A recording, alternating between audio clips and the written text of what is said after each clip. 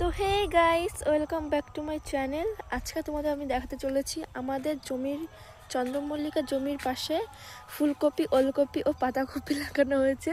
সেটা আমার মা লাগিয়েছে, কিন্তু বিক্রি করার জন্য না, সেটা হচ্ছে আমাদের খাওয়ার জন্য। তো সেইগুলো আমি তোমাদের দেখাচ্ছি, চলো গাইস সেগুলো দেখাই তোমাদের। তো গাইস দেখো, এই যে ওলকপি হয়েছে, আজকে জমিতে জল দিয়েছে। জমিতে জল রয়েছে প্রচুর পরিমাণে। এই যে ওলকপি, এগুলো ওলকপি হয়েছে।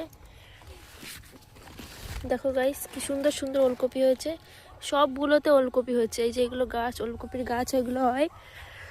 তো ওলকপিটা একটা তুলে দেখাচ্ছি তোমাদের। এই যে কেমন করে ওলকপি তুলতে হয়, এরকম করে মোচড়াতে হবে, ঝরে টানতে হবে। তো এই যে ওলকপি উঠে গেছে একটা। তো চলো এটাকে আমি বাড়ি নিয়ে যাবো এখন। এই যে এবার যারা দেখা যাচ্ছে পাতাকপি, এইগুলো হচ্ছে আমাদের কালারিং ফুল, কিন্তু এইগুলো এখন দেখাবো না এই ভিডিওতে, পরের ভিডিওতে কালারিং ফুলের দেখাবো। এই যে গাইস পাতাকপি, এইগুলো এটাতেও জল দিয়েছে। এই যে পাতাকপি হয়েছে ছোট ছোট, কোনো বড় হয়নি এগুলোতে, আর কয়েকদিন যাবে তো বড় হবে। একটা ব্যাপার আছে যে এইগুলোতে না এক্সট্রা করে আর সার ওষুধ দেওয়া লাগেনি। এই চন্দ্রমল্লিকার জমির সার ওষুধে এত সুন্দর হয়েছে, তাহলে বুঝতেই পারছেন যে একটা জমি চারপাশে আর একটা কিছুও চাষ করা যায়। বাড়িতে টুকটাক খাওয়ার জন্য ভালোই বড় হয়েছে এটা।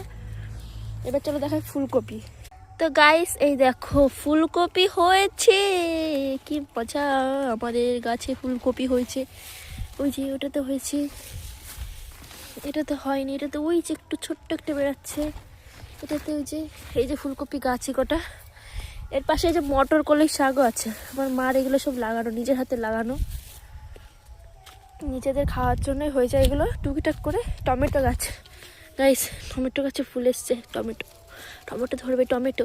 এগুলো হচ্ছে পালং শাকের গাছ। দেখো গাইস পালং শাক, এখানেও একটা ওলকপির গাছ। তো গাইস আজকে এই পর্যন্তই থাকলো এই ভিডিওটা। পরের দিন আরও বড় লং ভিডিও নিয়ে আসবো এই ফুলের জমিটা নিয়ে। তো আজকে টাটা।